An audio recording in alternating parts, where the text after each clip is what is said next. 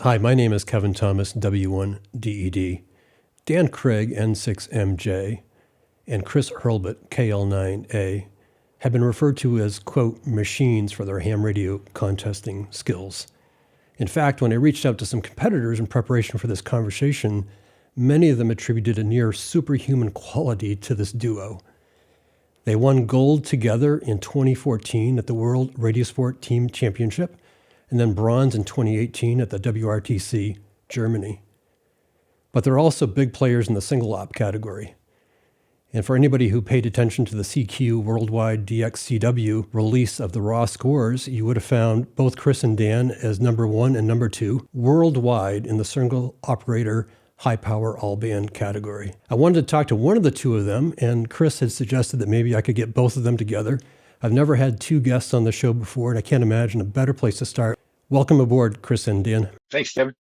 Yeah, thanks for having us. We all want to know where people got their start in ham radio. And so I'd be very curious to hear from both of you where you got started, if there was a family history, because I believe there was with at least one of you, and how contesting became important. Dan, let's start with you. I kind of had the traditional ham radio beginnings. My father is a ham, and my brother is also a ham. And so we have a ham family. Here at the house, we have 3 towers in the backyard, and that's what I grew up with. That's all I knew. So I ended up getting my novice license when I was 8 years old. My sense for competition kind of started around that time. My brother got his when he was 9, so I had to get mine when I was 8 just to beat him, you know. And so I started when I was 8. The contesting bug was already there before I even got my license. My dad used to actually host multi-ops here at the house, and so before I was even a ham, we'd have 48-hour contest going on here. So it was pretty natural for me to pick it up. I actually won my first contest when I was 9 years old. I won the novice roundup, so that was kind of cool. Obviously, that's stuck with me ever since then. So that's kind of been my journey into ham radio is through family. Well, I appreciate that. That's great perspective, knowing that you started that young in a ham radio contesting family. I often talk about people's careers, and people can quite easily get into the family business. Sounds like your family business was ham radio in a way. Chris, what about you? Yeah, pretty similar, actually. My grandfather was a ham. My dad was a ham. My uncle's a ham.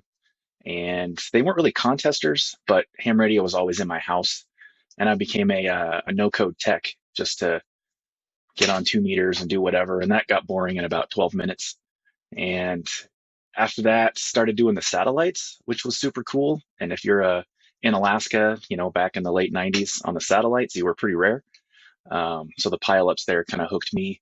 And then I figured, hey, I should probably learn the code. I learned it at my grandfather's house in about 2 weeks on summer vacation, and took the test and then got my general. And then I've been on the radio 24/7 since then. To that latter point, have you both been consistently on the air since you started when you were younger? Dan, you also? Yes, I've been active all along. We ended up moving to Taiwan for a year when I was in the 8th grade. Even from over there, I was active as a BV/KC6CNV just because I could. That was as a 12, 13-year-old. And the hobby's been part of my life nonstop. I mean, I look at my father as well. He's 82 years old now. He's been a ham since he was 15 or so. To this day, he's on the radio every single day, and I kind of see that's how my life is going to be going forward as well. It's just something that's really stuck with me. So one of the things I'm curious about, or at least I want to establish, where the two of you are, because I think, Chris, you're in Montana, and I think, Dan, you're in California. But honest to God, if you look at your social media accounts, you guys travel so much and operate from so many different locations. I wasn't really sure. So where are you?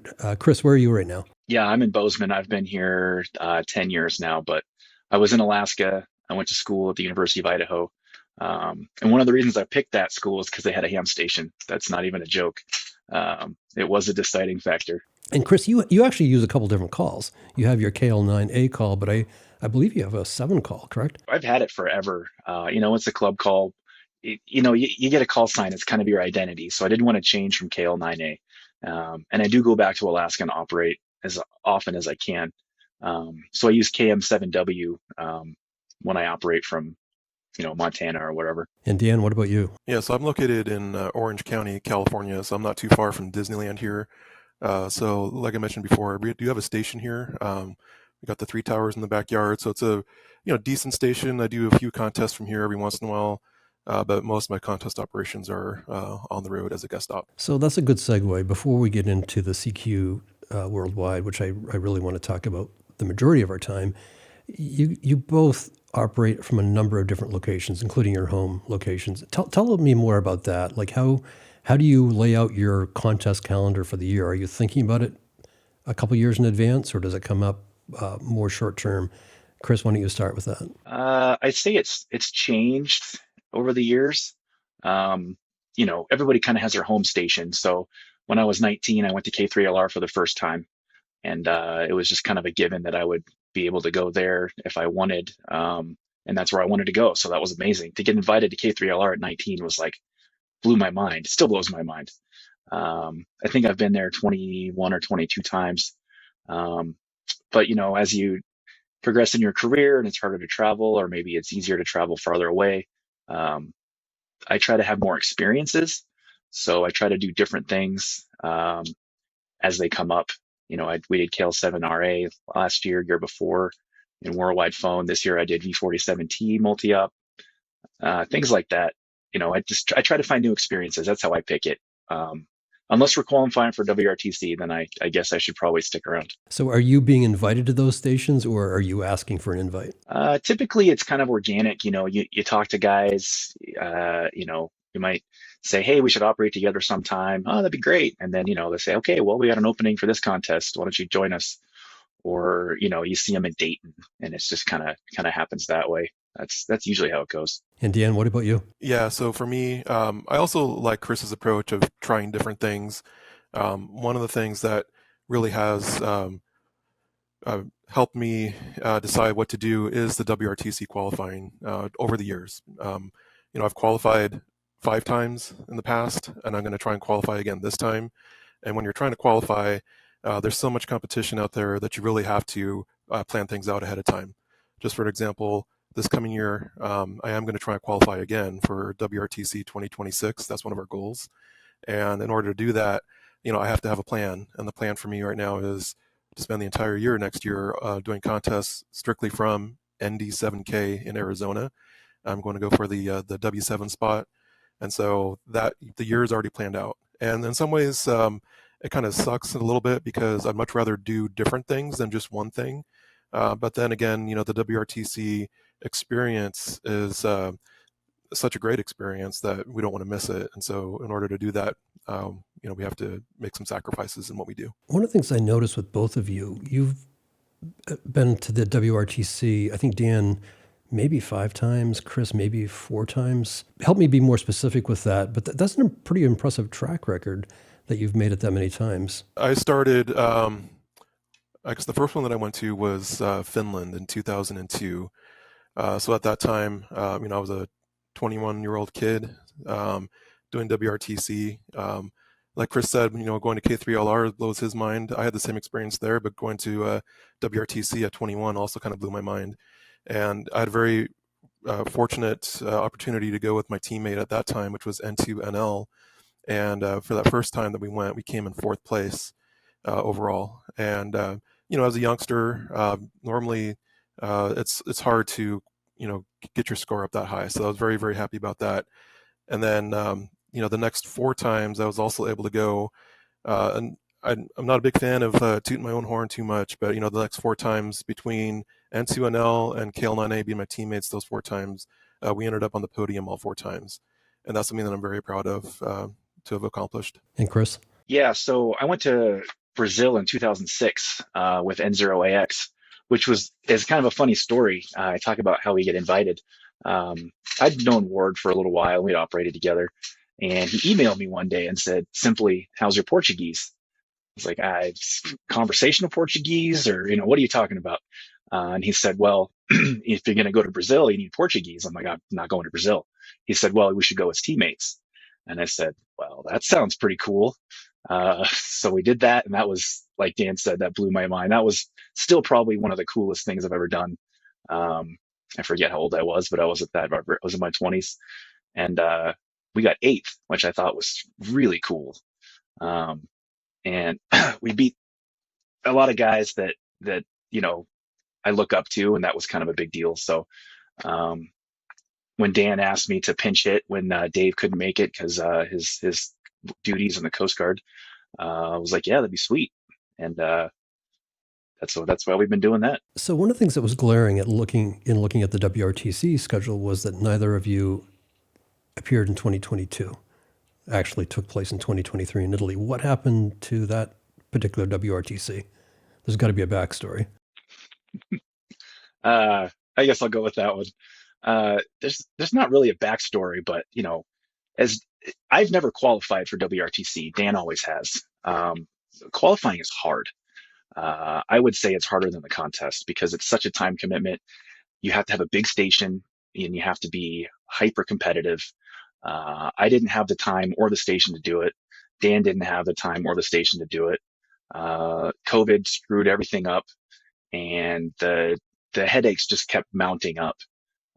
So we didn't compete, but we did show up, and we were there for the last 2 days for the closing ceremonies. My wife had her heart set on a European vacation in July of 2022, and so we were going to go in July of 2023. And it was great. Showing up as a spectator was really cool. Did we miss it a little bit? Yeah, probably. But I think it was a great decision. The stress was about 99% less than it would have been otherwise. So you're touching upon something that interests me. Going as a spectator, that can be fun. Yeah, no, I'll take that too because I think being a spectator, it's a different feel entirely. But if anybody's thinking about going, like, is it worth it? Absolutely. I mean, especially if you're even just partly into contesting, all of the big name contesters from around the world are there. So, it's not quite like Dayton because Dayton's just everybody. But when you go to WRTC, it's like pure contesters from around the world that you've never met before. And I think that being a spectator this last time actually was quite enjoyable. Like Chris said, we got to go and do things, not worry about things. Didn't have to worry about bringing in 100-pound radios, and we took the advantage of that opportunity, and we spent, I don't know, it was like 12 days or 13 days in Europe, including the 2 days in Italy. And it just was a great time. And then when we got to spend the time at WRTC itself, we met a bunch of new people that we never met before, made new friends, and it was all very casual, and it was an excellent experience. So if anybody's on the fence about should I go, should I not go, like even for someone like yourself, Kevin, that it would be a great experience just to be there, just to experience it. Well, I needed that nudge because I am thinking about going to 2026. I'd love to be there. So that really helps to hear that perspective. So I've got to say, you guys are coming across to me as incredibly professional. You work well together, but I know you're also not only best friends, but I've listened or read the trash talk on Facebook back and forth. And I want to read something for people that may not. I think this arrived at one of your homes at Thanksgiving as a surprise, as some sort of package from Amazon. And the note that came along with it says, good luck in CQWWCW. You're going to need this. Hashtag rematch 2023, hashtag trash talk, hashtag ZF2MJ sucks from Melissa Hurlbutt. That sort of sets the tone. So tell me more about your friendship. So I know you guys both got started young. You've been in ham radio for a long time. When did you guys first meet, and how did you team up? I think that it's kind of funny to me because we've been doing this whole trash talk thing since, I don't know, for a while now. Anytime we do CQ Worldwide, the trash talk starts up really early. And I've had people come up to me and they're like, hey, why do you hate this Chris guy so much? And like, and it's funny to me because obviously, we are very good friends. Now, as far as when we met, I mean, I don't remember. I think it was, we went to Visalia, and I think Chris was like 17 or 18. I must have been like 20 or something like that. And we did that trip together. And I believe that was the first time we actually met. But, we've been chasing DX, working contests, and in the same sphere, let's say, for much younger than that too. So we knew who each other were. Being young contesters, we kind of gravitated towards each other because, there's lots of us out there, but not a lot of us that are like super hardcore. So it was just pretty natural that Chris and I became friends, and it's been so far a lifelong endeavor since we met, because we go on all these trips together with our wives, and we do things outside of contesting as well, which is a pretty neat thing. So Anything to add to that, Chris? Yeah, yeah, I think Visalia was the first time that we actually met in person, but I remember we went to Visalia to win the pilot competition, and we were all excited for it, and then they didn't have it, and it was just kind of a bummer. Um, um, but the best thing about ham radio is the people, and and I say that all the time, and people are probably tired of me hearing it. Um, but Dan's a great example of someone that you meet early on that is a lifelong friend that you do stuff with, that you just, I never would have met Dan otherwise. I was living in Anchorage, I was an Alaska kid. We live in California. Like, we never would have met otherwise. I got 1,000 stories like that, but um, yeah, it's great. Well, I want to double down on that because I've only been back in the hobby now for a couple of years. I'm up here in Maine. I've met a few hams in Maine that have becoming good friends. But I've developed this camaraderie with a lot of ham radio operators literally around the world that I've never actually met in person. But we have this shared interest. I know that a few of them are a phone call away if I need some help or some technical advice. And it really has been encouraging to meet that kind of community. So I totally get that. So let's get into CQ Worldwide DXCW. So Chris, I believe you are in Costa Rica. Dan, you are in Grand Cayman, correct? correct. Yep. So tell me the genesis of those plans. When, and obviously we'll need to do this separately, but when did you first come up with those ideas to operate in Grand Cayman, Costa Rica, and what did that look like? What was the planning? I know Marty Soloway is involved with ZF1A. Was he your contact? Actually, I think that one of the two of you, probably you, Dan, have operated with that team before. But tell me the background about choosing to go to those locations and then putting it all together. And Chris, why don't we start with you? So let me preface this by saying that I really dislike single op. Um, so Dan did, and he'll tell you this anyway. He did ZF1A single op in 2015, and he did the 2B SIQ for the first time in a contest, I want to say. And he broke 10,000 Qs with no audio switching, no fancy stuff, just a guy and a couple of radios and a computer. That was like mind blowing, still is mind blowing. So it was like, okay, so we're going back and forth on how to do this 2B SIQ thing. And it was like, okay, well, we can improve this. We can do it better. So I had been to Costa Rica at CAMS TI7W before, and he had mentioned I should come down for CQ Worldwide CW. And I said, okay, that sounds cool. And for me, over the years, it's kind of morphed into his station gets bigger and bigger and bigger. And then in 2016, I did it and learned a lot. And then I just kept doing it every year. I did beat ZF1A 4 years in a row. So we keep on that on the record. But we were done, right? That was enough. And then, opportunities come up to go other places. I went to Felipe's MP4Z, and that was cool. And then I was done again. And then this last year, Cam said, hey, you should come down one more time. And I said, I don't really want to. He said, no, you have to show up. I said, all right, cool, let's do it. So it's kind of been of a competitive thing from the beginning on this one. But for me, it's just been, a few years, and I'm kind of good with that. And Dan?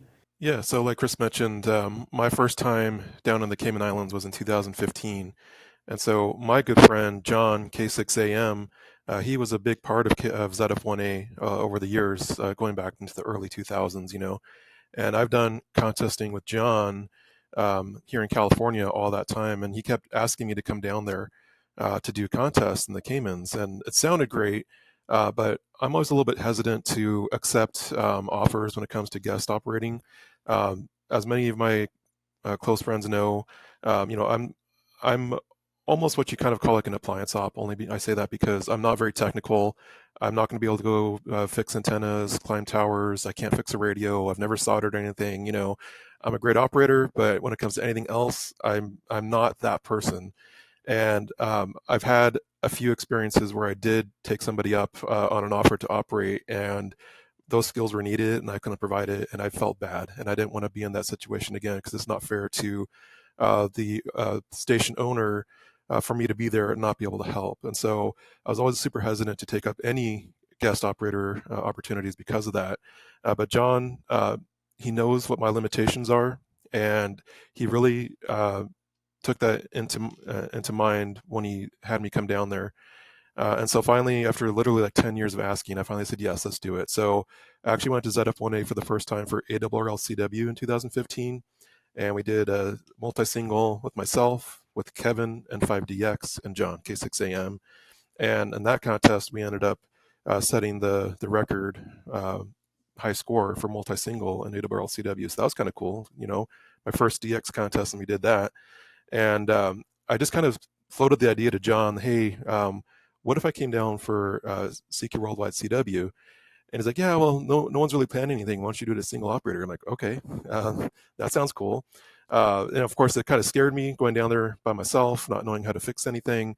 But John was very, very patient with me. And, he just basically wrote down everything I needed to do. And it all worked out. And like Chris said, that first year, made those 10,000 Qs. It was an incredible experience. And I'm also with Chris that single op is very, very difficult. I'm not going to say that I hate it, but it's better to do multi op in my opinion. But we're having so much fun with this new 2BSIQ thing that we've done it multiple times now.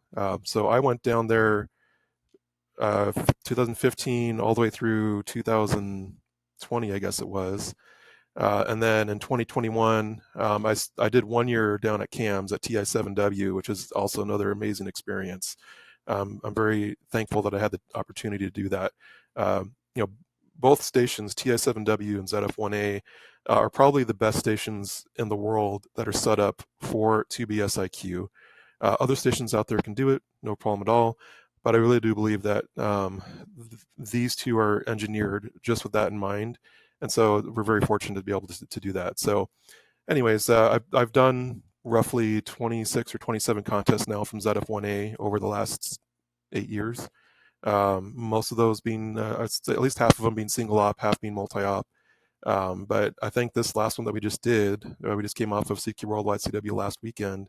I really do feel like that was my last single op in CQ Worldwide. Just going to enjoy the multi-ops going forward. So I've got to say, it's fascinating to hear that a contester at your level considers himself an appliance operator and doesn't get into the technical as much. It actually gives me hope because, especially as somebody who's been out of the hobby for all these years, it's almost embarrassing that I don't know the answer to some questions, and I spent a lot of time reading through manuals. But I'm going to remember this moment for a long time. Chris, what about you? Do you consider yourself somebody who can get the soldering iron out? I'm certainly learning a lot, but I'm building a station here in Montana, kind of a lifelong dream.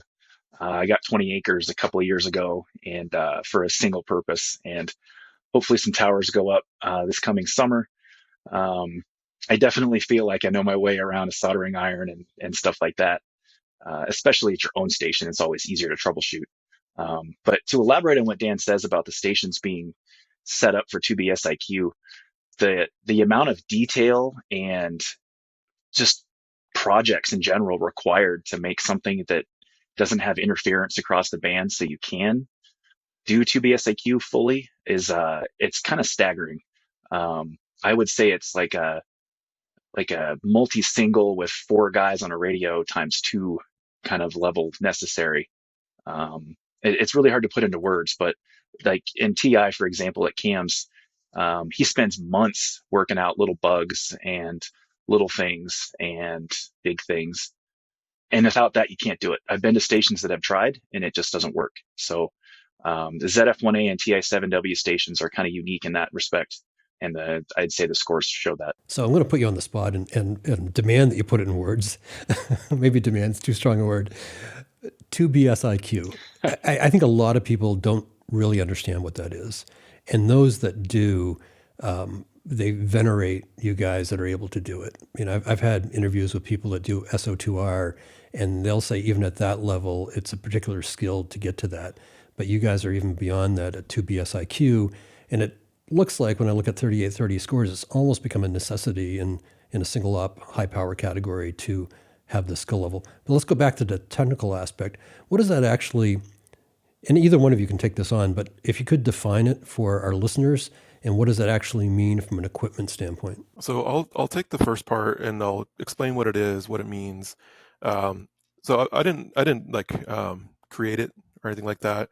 Other people have done it prior to me doing it in 2015.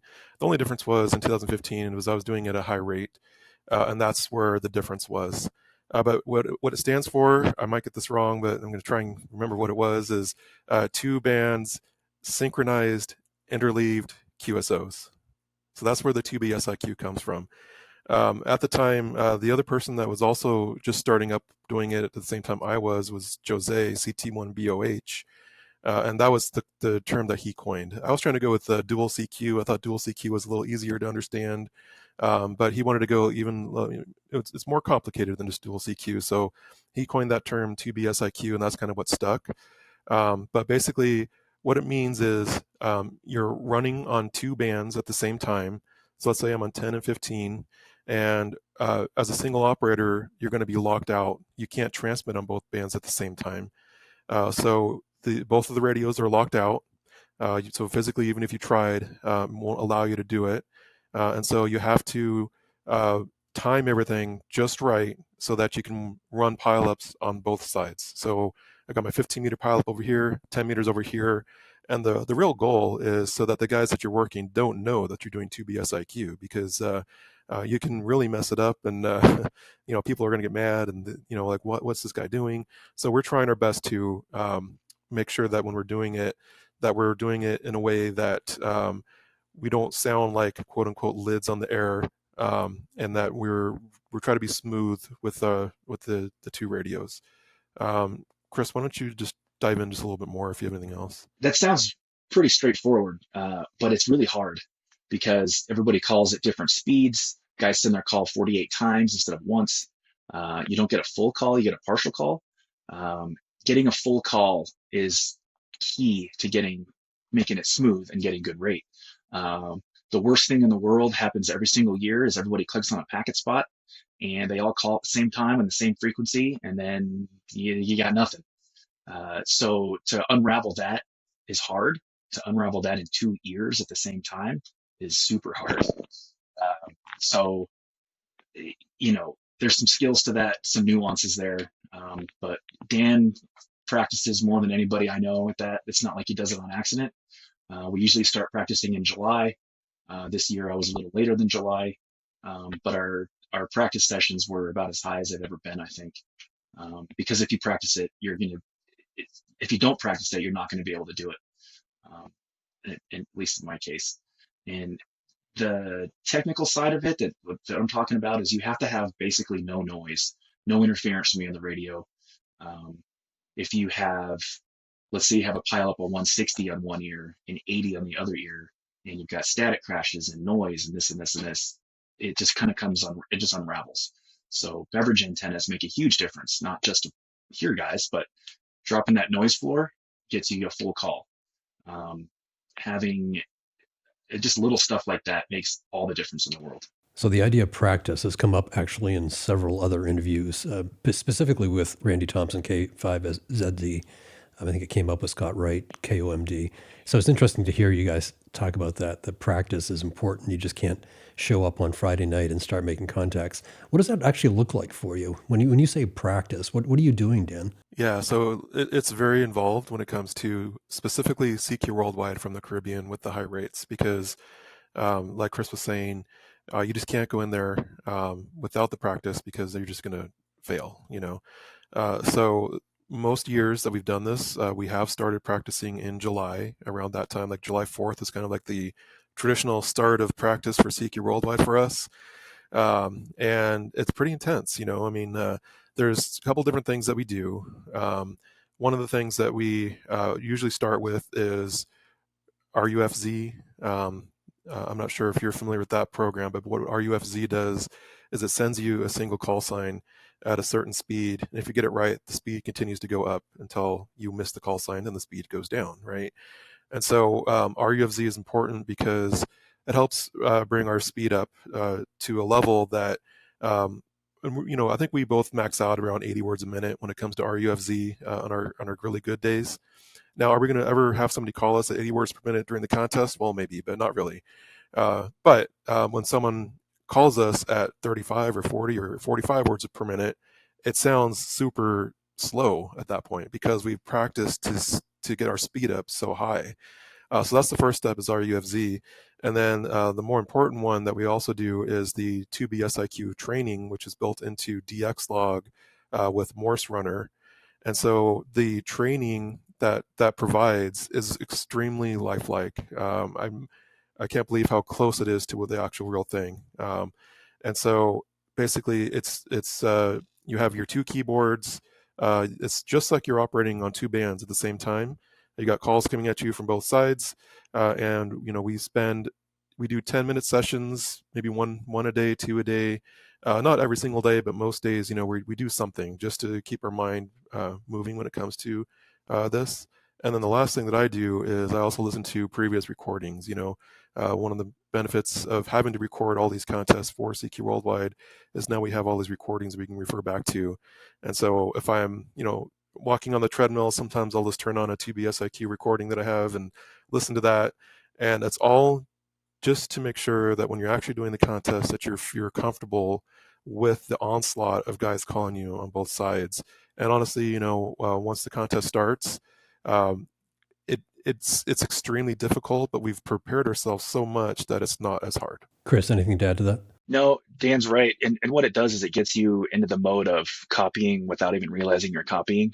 And I always notice a point where I get there in training, because if you're trying to dig a weak guy out in your right ear, but there's a guy in your left ear too, somehow you'll just copy the left ear without thinking about it. That's how you get the high. That's how I have to get the high rates, because all of a sudden you've typed another call in. I don't know how. I just know I copied him, and then I work him, and you just hope the call's correct. But I can't do that without training for a while to get to that level. I guess that does lead me to error rate. How has your error rates been? So error rates are an interesting topic because I think we all kind of hang our hats on error rates being good or bad. Typically, my error rate in CQ Worldwide, the goal is to be below 1.5%. I did get below 1% one year at a 0.9. I was pretty happy with that. I'm not sure if that was an 11,000 QSO year, but we still made a lot of Qs at 0.9% error rate. Dan and I have been on the good side of contests where you won with error rates.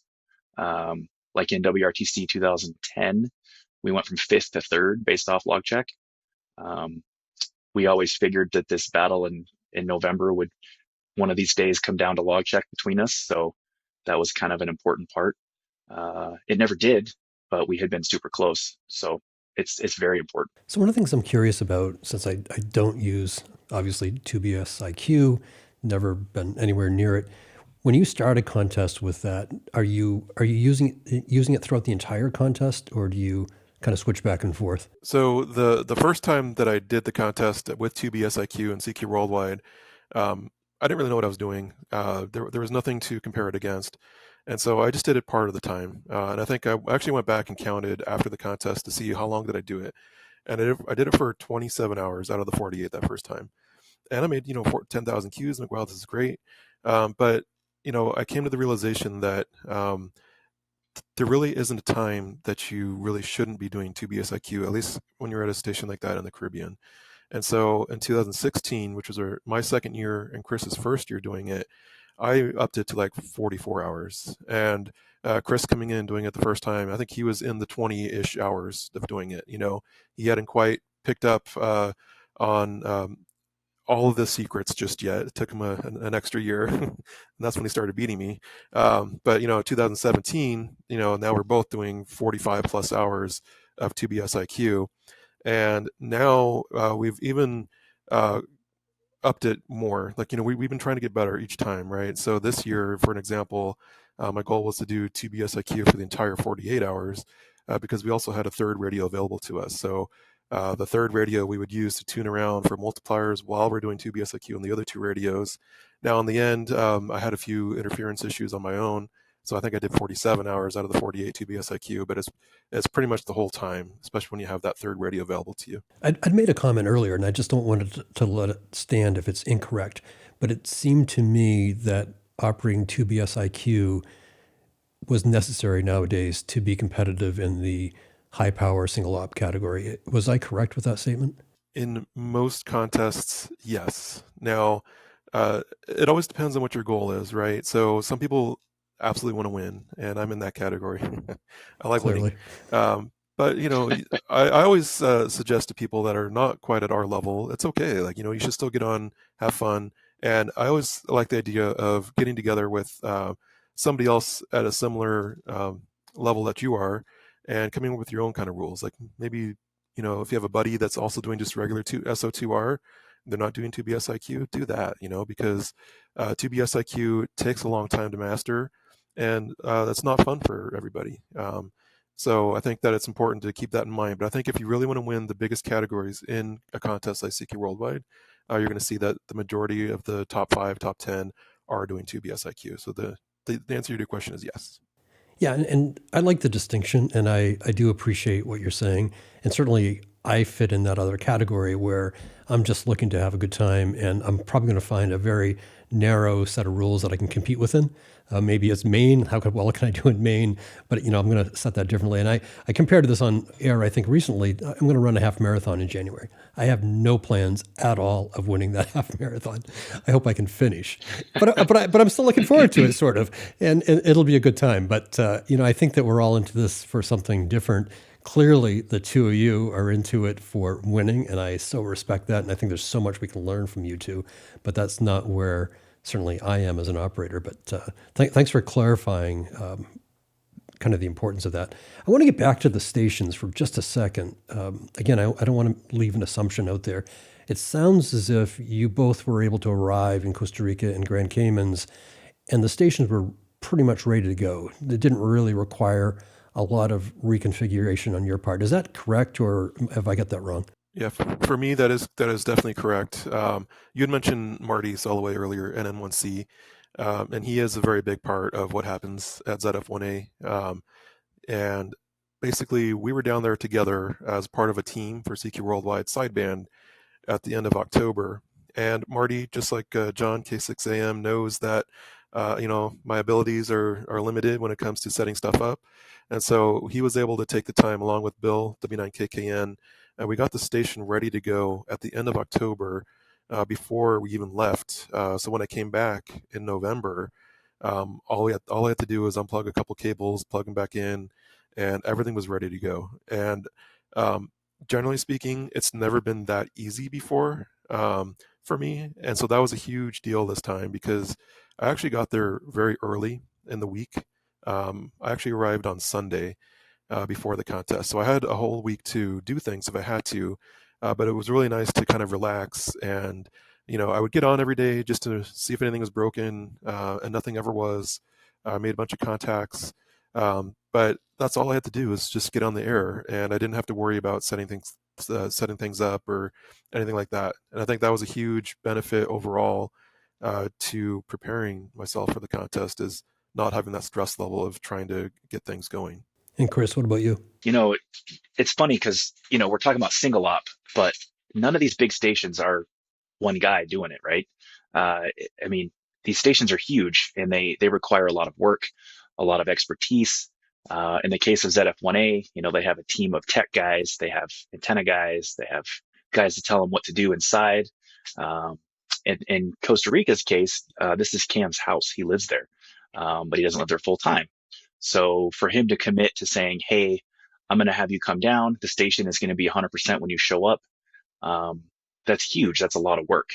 And it's single op, but I mean, all the work was done 6 months before the operator showed up. So the deal we had was, I will do everything I can to be prepared. And he said the station will be 100%. And man, it really was. The conditions were completely different than I was used to, which was strange. After 10 contests there, I thought I kind of had it figured out. But the technical side is way more time consuming than the 48 hours of the contest for sure. So that leads me to another question. I've asked this question a lot. When people are contesting from a new location, are they going early, getting kind of familiar with the propagation and the conditions, or are they arriving 24 hours ahead of time? What did that look like for the two of you? Were you in Costa Rica and Grand Cayman early so that you could get familiar with the propagation? Well, I got there. So Dan got there on Sunday. So I work at a grocery store, and as you can imagine, Thanksgiving week is a little bit busy. Luckily, my boss is very forgiving with that, and I actually worked last Thanksgiving. Anyway, so I had to work, 2 or 3 weeks straight to get the time off for the few days before. So I left Bozeman after work on Monday and overnighted in Dallas and got to Costa Rica on Tuesday, um, which is pretty good. That's about as good as it ever is. And I get there and I check the bands, I check the radios, get familiar with the station. I haven't been there in a while, so I had to get kind of acclimated to that, some of the new features. But Dan and I, we always compare how the bands are at the time with each other. And more often than not, he'll work stuff I don't hear and I work stuff he doesn't hear. And then we're both super like psyched out because we think the other guy's just going to have propagation we don't have. And at the time, it's true. So, this year I was super worried about 20 meters, and turns out that was accurate. Um, so we just get a feel for the bands, the guys that show up right ahead of time and can operate. That would be super hard for me to maximize my score, but more power to them. So setting the stage here, you guys both have stations that are in great shape. You're able to arrive and for the most part turn the gear on and be operating. Sounds like you both arrive a little bit ahead of time to get familiar with the gear. You've been practicing, it sounds like, for 4 months. You started in July. Now it's 0 UTC. Do you have a strategy of how you want to approach the contest, and what does that look like? Dan, why don't you start? Yeah, for sure. So the big question always is, where are you going to start, right? Because that can really affect your overall score, and you want to make sure that you make the right decision. And it's not always an easy decision to figure out. And so that's what I used my time ahead of the contest. Was I was almost every day I was on the radio right around 00 Zulu, just trying to figure out which bands are open. What am I going to do? Because before I got there, I'd already made a decision in my mind. I'm going to start on 20 meters and 40 meters, and I'm going to skip 15 and do the 15 on Saturday. And what I found out was, well, wait a minute, 15 meters was actually really, really good some of the nights, not every night, but some of the nights it was really good going into about 0200 Zulu. And I didn't want to put myself in a situation where um, Chris should have the advantage at that time of night on 10 and 15. I don't want to go into his wheelhouse and have him destroy me while I'm trying to, play his game. I got to play my game, right? So I'm on Thursday night. I made the decision. You know what? I'm gonna do 20 and 15. I'm gonna start on 15. I'm gonna see what happens, and if it doesn't work out, I'm gonna jump to 40 really quickly. In my mind, I was only spend like maybe half an hour on 15 meters, and again, plan was go to right to 40 because 40s are bread and butter, and 40 theoretically I should beat Chris on into Europe. Um, that's how it should play out. Well, I did the start on 15, and rate was great. I ended up staying on 15 almost until 0200 Zulu, which is not at all the plan. But the rate was so good. The first hour started out perfectly for me on 15 and 20. I think I had like a 4:25 hour or something like that. Not mad at that at all. And the rate just continued on. And so I made that decision on the fly to stay longer.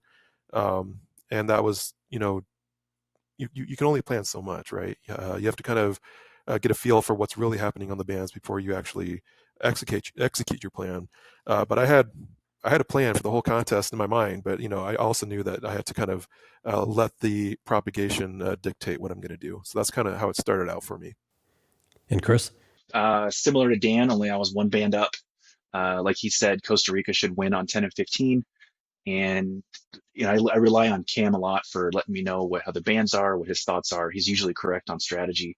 So in this one, I decided to start on 10 and 15, knowing that I wouldn't have the high rates, I wouldn't have the QSOs in the beginning, and that I'd always be playing catch up there. But then Dan would be playing catch up to me, hopefully to JA. The JAs really weren't that loud, but there was a lot of them. And 3 points versus two, I don't even know what my first hour was. It wasn't even close to 400, but um, it was strategic in the fact that we gambled knowing that it would be lower for the first couple hours. The problem you run into is there's only so many hours of darkness for the low bands, and you're going to be on the high bands all day anyway. So I stayed on 10 and 15 for a long time, probably till low 300, maybe 15 and 20. And then you hit the low bands and it's like, oh my gosh, the world's caving in on you because you haven't been there yet. But luckily in this case, 80 opened really late for me. And that ended up being a perfect strategy to start. Uh, but then you got 160. So how do you get 160? Well, in this case, 160 was completely, totally dead for me. And it was awful. So that kind of you have to adjust. And one thing I do, Dan said you have to kind of fly and figure out what's going on, is I try to think through every scenario in my head ahead of time. Okay, if 10's bad, what do I do? If 40's bad, what do I do? And then I can kind of fall back on that. And that saved me pretty much every contest. Very, very, very few times will I feel like I screwed up strategy. And I think I had it right this time. Based on the 24-hour mark, I think it was just about right. I don't want to oversimplify this, but I'm curious. Is rate the very first thing you think about? I mean, if you're making rate with whatever band you're on, are you going to stay there? Are you going to hang in? Well, I think there's two ways to look at it. You're either trying to beat the other guy, which is Dan, or you're trying to maximize your score. And you can get psyched out trying to beat the other guy because you're going to always try to be on a band that he's weaker on and you're stronger on. And you need to maximize your score. That's the goal, right? So this year, I really tried to focus on the DX side because the stateside guys are going to call. They're going to be there. And from TI, they're always going to be there. So rate is king, as they say. I kind of had a threshold that if the rate dropped below a certain point, that I would move, down to the next band or whatever. Sometimes it never did, and you just had to force yourself. But that's where experience comes in, and okay, I'm working Europe on 80, and it's really good. I got to work this out. If they're struggling and the rate's decent, but they're struggling, maybe you move. It all depends. Dan? Yeah, and I think Chris knows what he's talking about here. And I think that, rate is key, right? But then again, you can't ignore some of the bands. Like 160, generally speaking, the rate's not going to be great there. But 160 is super important. It's one of the most important bands for us in this CQ Worldwide because that's an easy band to fall back on when it comes to multipliers. You have to really work hard on 160 to get those mults. And so the one time that I mentioned earlier where I gave up on doing 2 BSIQ for the full 48, it was a situation where 160 was finally open to Europe.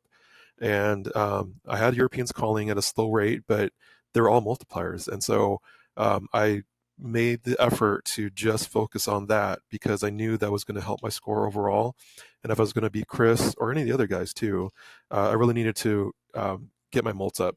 I had set a goal for 40 countries on 160 before the contest started, just a general goal.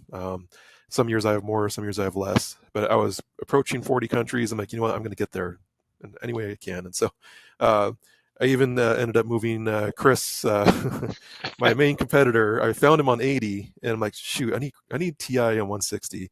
And I actually, I tuned past him like 4 or 5 times, like, oh, I'm not going to ask him. He's going to say no, And so finally, I'm going to do it. So I asked him, please 160. This is ZF1A. He's like, okay. And so we went. So I got he was like my 40th mult there or whatever. But in those situations, it's not all about rate necessarily, but I'd say 90% of the time, you want to have the highest rate that you can. And then, you can't forget about multipliers, especially on bands like 80 and 160. Which brings up another question for me. At your levels, I suspect you're running most of the time and doing S&P less. What kind of percentage does that look like? Are you running 80% of the time? We'd be running 100% of the time. And for us, we both had a third radio available to us. And so SO3R, when it comes in line with 2BSIQ, is even more difficult. It's extremely difficult, and it's very, very hard. I would say less than 10% of the time are we actually tuning around at all with that third radio. But generally speaking, with the 2 run radios, you're just running on both radios the entire time.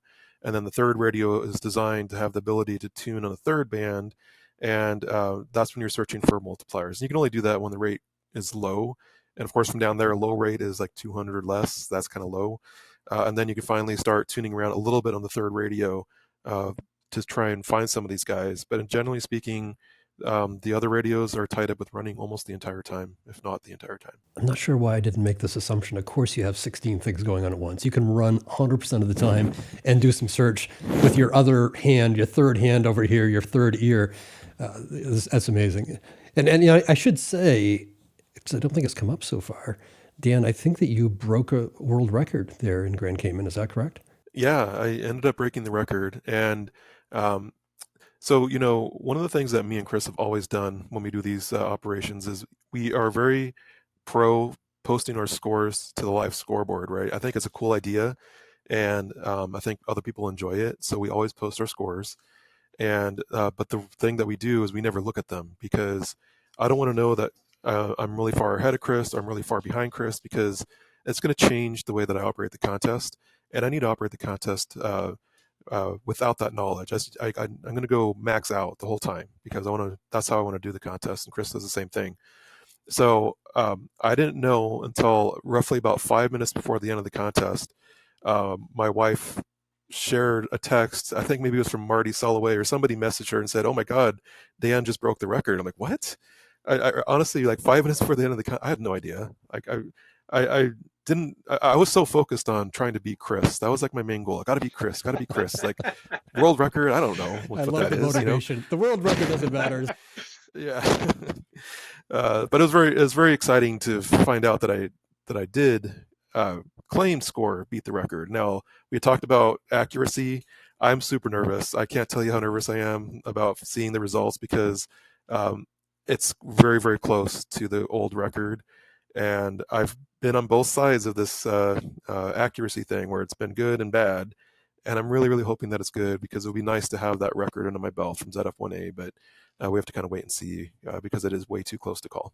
So whether you got the world record or not, and I suspect you have, you still finished number one by far. Chris, you're number two. That would suggest to me that nothing went seriously wrong. But I never know the backstory. So did anything go seriously wrong with your plans? Chris, you first? I'll keep this brief. One of the reasons I stopped single op contesting is I had some health issues, and it kind of reared its ugly head again at 17 Zulu one Sunday. So I only operated 41 hours. So actually getting second place with 41 hours, I thought was pretty cool. But I wouldn't have beat Dan. Doing the math in my head, my goal was 11,500 Qs. And to get 12,000, our goal was actually 13,000, because I still think that's possible. But the bands didn't cooperate. I mean, that's hard. But for Dan to break 12,000 and then the record from 2-point land, I don't think guys maybe understand the gravity of that. I don't know what the score would have been from 3-point land, Dan, maybe 26 million. I didn't figure it out or anything, but that's like head and shoulders above the current record. But we didn't have any station problems in TI, just operator problems. Well, sorry to hear that. And I'm duly impressed that you were able to get a number two slot and take 7 hours off. So good job with that. Dan, what about you? Anything serious go wrong? I wouldn't say anything serious. One of the things that Chris had talked about earlier is the importance of not having any interstation interference between the bands. I had one issue that came up where when I was on 80 meters, it kind of wiped out some of the other bands. So I had to kind of work with that. It costed me a few Qs here and there because of the interference, but I don't think it really affected the score too much. I mean, we're talking about maybe a 1% difference. I don't know. In total score because of the issues that I came up. So I wouldn't call it a major issue, but it's an issue that I never had to really deal with before from ZF1A. But it's just one of those things, you know, it was there. You can either crash and burn or deal with it. And I chose to deal with it, and we moved on. So before we wrap up, and we will soon, I promise you, I just want to pose some questions to you that other hams have asked me to ask you. So I'll let you guys decide who tackles these. I mean, you can both do it if you like.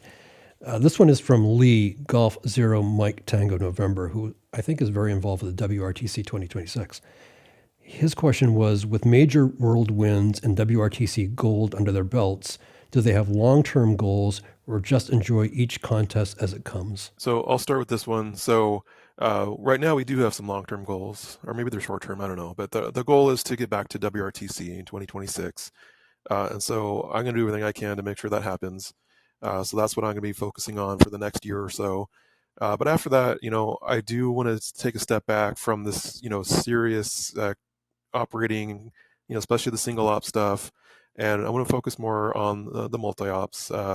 We've had some really enjoyable multi-ops over the years, including some together with Chris. The ones that come to mind are the ones that we've had down at N6MJ in Arizona, at Tim's Superstation down there.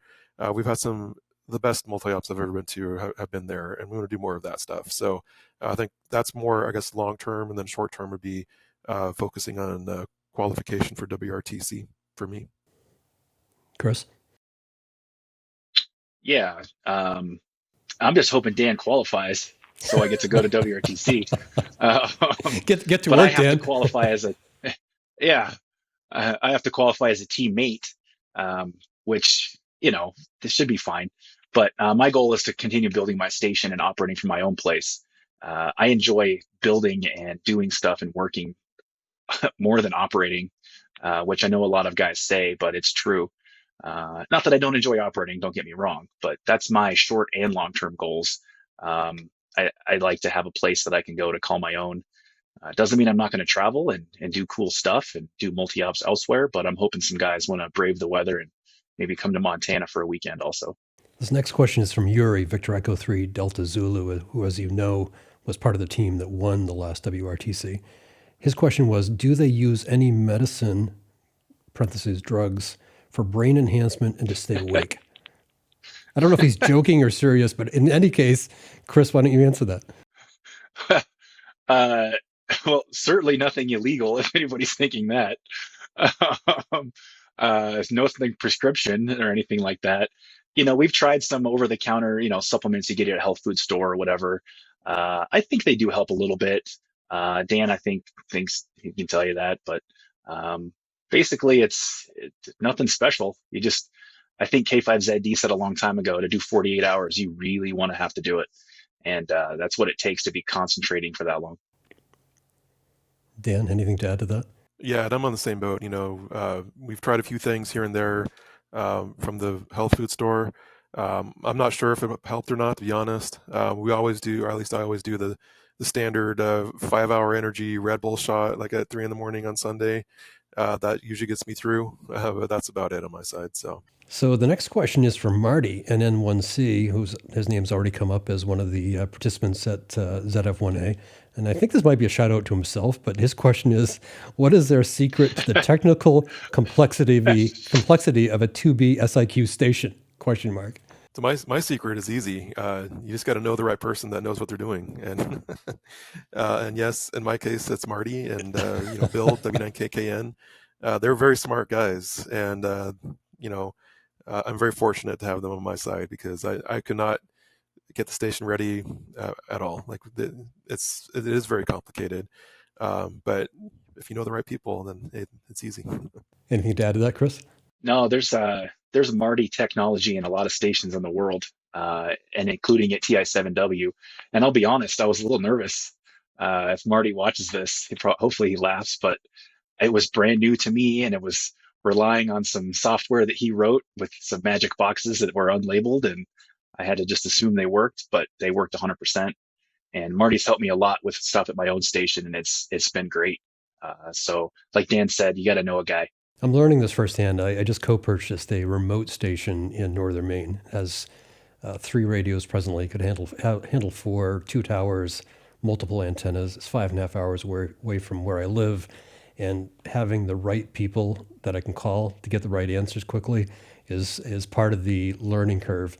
Thank God it's starting okay, but we've got a ways to go. The next question is again from Lee, Golf Zero, Mike Tango, November. He asks, how would they like to see contesting continue to develop in the future? Technical innovations, rule changes, etc. Yeah, so I like how contesting is. I don't like to see a lot of new changes necessarily. One of the things that I really like to focus on is the youth in the hobby. I think that's a big thing. I've had the opportunity to involve some of the youth in the hobby at stations that I'm uh, involved with, like ND7K and ZF1A. One of the guys that comes to mind is Levi, K6JO. Um, I heard him on the air one day. He's a kid from San Diego. And I thought, hey, this guy sounds like a pretty good operator. And I was talking to John, K6AM, and like, do you know this guy? He's like, oh, yeah, I know who he is. And I kind of jokingly said, what if we invite him to ZF1A? I thought for sure he was going to say no. So I invite Levi to ZF1A, and he's like, okay, sure, I'll be there. I'm like, oh, wait a minute. Now we got to figure out what we're going to do with him. But it worked out really well in the end. Like he's one of the top phone contest operators in the country at the moment. He just won sideband sweepstakes a couple weekends ago from ND7K. I think he's 22 or 23 now. And I think that there are a lot more young operators out there than we really know. And I think that it's important to keep the hobby alive is to make sure that they have opportunities to operate some of these stations that we're operating from too. So that's something that I think will keep the hobby alive, is making sure that those people have those chances, and do what I can to help them out. Chris? Yeah, and at the risk of being tarred and feathered, I think that the biggest thing for me was being invited to multi-ops. My first invite was at 16. I operated from KL7Y. KL9A picked me up from high school because my dad was at work, and we drove to the station, and I got to sit down with a bunch of guys and learn how to contest with big towers and radios. And that was the coolest thing ever. And then getting invited to K3LR was like I said, that's the station. And meeting those guys, but more importantly, learning how they do things. The tar and feather part is I don't think you can do that remotely. I think remote has a place. I've had a great time remote. I've had really cool opportunities being able to use some big stations. Have won some contests that way. But there's no substitute for teaching somebody that's young and impressionable. We're old and impressionable. Sitting next to them or in the same room learning how to contest. And I think that direction I'd like to see contesting go, ham radio in general, is more guys opening their stations up and being the, old school Elmers. And there's a lot of guys doing that. And in the same vein, I don't want to see assisted become the de facto category in every contest. I think the unassisted single op, like Dan said, we're not looking at the scoreboard even. It's just, if you operate correctly, you win. I think I don't want that to change. Call me an old man, but that's how I want to see contesting continue. Not that the other categories can't stay there. Just don't ruin what's working. Well, I have heard that same concern about multi-op. That's not the first time it's come up. It seems to me that when people have had a familiarity of working together, they can multi-op remotely, and because there's a shared history and understanding, it all seems to work out well. But if you take that newcomer, whether they be new to the hobby or new to that group, people are trying to figure out, well, how do we get the camaraderie? How do we get the communication going? And I'm hearing people keeping Skype lines open up or Slack channels. I mean, they're trying to do workarounds, but I think it's a really valid point, particularly when you go back to what we said earlier, that part of the reason we're in this is for the camaraderie, right? So I totally understand. It's a great answer. Exactly. Before we leave that, there's been more conversation lately that I've been having with people that think that the contest scoreboard needs to evolve, and possibly there should be a requirement that people use it. How do you guys feel about that? So, I mean, like Bruce said, we like it. It's a cool thing. I don't like the idea of making it a requirement. I think it's, you get to choose what you want to do. And I think that's how it should be. Now, I certainly do encourage any of the higher scorers to do it. I think it's important. It adds to the excitement. So I'm definitely for people doing it, but I'm not for making it a requirement. But I think that, just an example from what I heard from others is like this last time, there's the three big multis in North America, K3LR, K1LZ, and KC1XX, and I forget who wasn't on there, but only 2 out of the 3 were on the scoreboard. And I'm sure it would have been much more entertaining for the operators and for those other spectators to have all 3 of them on there, So I get where the thought comes from, but I also don't like people being forced to do something that they just don't want to do. Fair answer. Chris? Yeah, when I'm not operating seriously as a single op, I'm glued to the scoreboard. I watch it all the time. Even if I'm not on the air and there's a big contest going, I'm glued to it. So I think it's super cool. I don't see that as a requirement. It seems kind of silly, but I can tell you that I bet every single person that's not on the scoreboard is probably watching the scoreboard. So if they're doing that, they should probably post also. But I know several multi-ops that still watch it, even though they're not posting, and that seems kind of not really unethical, but maybe eyebrow raising a little bit. I guess I just wonder if it wouldn't be good for contesting and ham radio in general if at least more people used it. I mean, I wasn't operating that contest. I know several of the participants, and it was kind of fun. I wasn't glued to it, but I kept checking it pretty regularly over the weekend just to see how those call signs were doing. And it would have helped if there were other competitors like KC1XX who wasn't on there, if he was there, just so I think I would have been more engaged. And I guess I translated that to other people. Maybe they'd become more engaged in knowing who you are, what the competition is, and maybe next time around they're participating. But it's good answers. Thanks for that. Another question from Scott Wright, K0MD.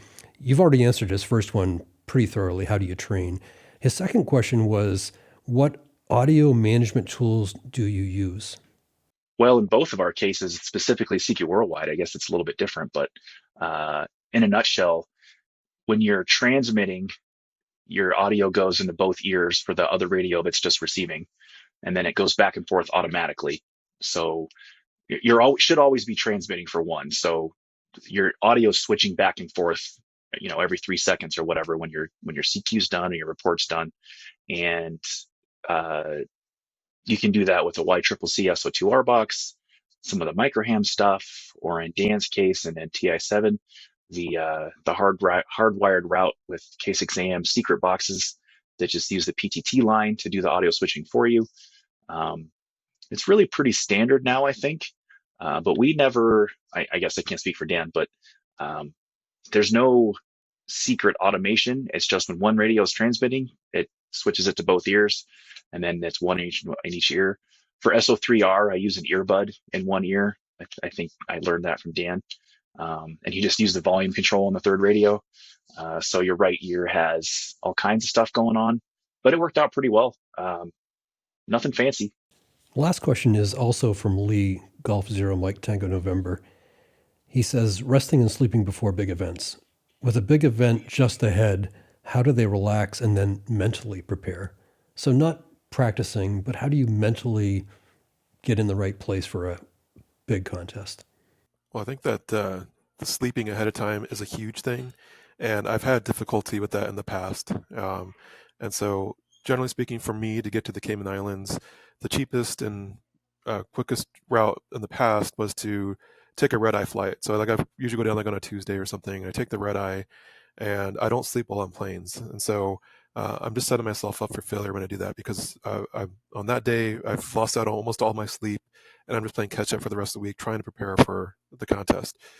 So I took it real seriously this time, and that's why I ended up going on Sunday, because I found that Cayman Airways was doing a direct flight from Los Angeles. So we just did that. I arrived on the island at 3 o'clock on Sunday afternoon, no big deal. And I'm one of those guys that, coming up to a contest, I can't stop thinking about it, so my mind's always racing. I do have difficulty sleeping. And I just do something real simple for myself that works is I'll take a melatonin, which is just a, regular old medication you get from the pharmacy. And that's it does help you with sleep. And that's what I take. I only take that during the week of the contest, and that's it. Because I want to make sure that I am getting that sleep, because I think it's super important, especially if you're going to be up for the 48-hour contest, because, generally speaking, I don't nap ahead of the time. I just can't. My mind is, again, racing too much. So I know I'm going to be up for like roughly 60 hours at that point. And this time, I think because I was able to prepare mentally and with the extra sleep ahead of time, I think it worked out in my advantage. Chris? Yeah, like I said, I can't arrive as early as Sunday, but I do as little as possible. So I always have to overnight this time of year. And so I had a great flight. I overnighted, had a nice hotel, slept great, low stress going into it, no station work to be done. So that was great. I slept like a rock every night I'm there. I always sleep great there. I'm not quite as amped up as most guys before a contest. And typically I just kind of think through things and I can usually nap ahead of time. This year I couldn't. There was some noise outside and it didn't work out, but I felt really good. It was the easiest 24 hours I've ever done. It was certainly the easiest 40 hours I've ever done. And I was super excited to have all that come together. I even commented afterwards, like, man, that was easy until it wasn't. But rest ahead of the time, you can't bank sleep, but you can be rested. And I think that makes all the difference. Before we close up, is there anything either of you need to say or want to say that you haven't had a chance to, or shout out to anybody in the contesting community? Yeah, one thing that I was just randomly thinking yesterday, I don't know why it came up, but I just want to, shout out to Cam, TI7W. And the reason why I say that is there's only 3 members of the 400 an hour rate club on CW. And that's me, that's Chris, that's Nate, and 4YDU. And all 3 of us have done 400 an hour from his station. I think that just says a lot about his, first of all, the station location and the amount of work that he puts into it. So shout out to Cam for allowing us to do what we do. I think that's pretty awesome. For sure. And anywhere in Central America or Caribbean, logistics are difficult. Getting anything imported or finding the right piece of hardware is almost impossible. So you have to source it. You have to plan ahead. You see this at V47T or 8P5A or, anywhere. Costa Rica is no exception for sure. So really, I've been a guest stop for 30 years. And I just really, really appreciate every single guy or group that has allowed me to operate and learn from them and, allowed me into their house with their families. And everyone's a lifelong friend now. And I've had the most amazing experiences. So, maybe you have a station and you can invite some guys over, they're going to have the same experience. And I think that's 100% worth it every time you can. Well, Dan, Chris, I really appreciate your time this evening. I see by the clock I've kept you way longer than I had planned, so apologize to your wives for me. I've learned a lot, and I'm sure our listeners will have learned a lot from watching this. I've been talking to Dan, N6MJ, and Chris, KL9A. You'll hear them in the next contest, probably next weekend with the 10-meter contest, I'm guessing. Thank you for joining me. Oh, thanks, Kevin.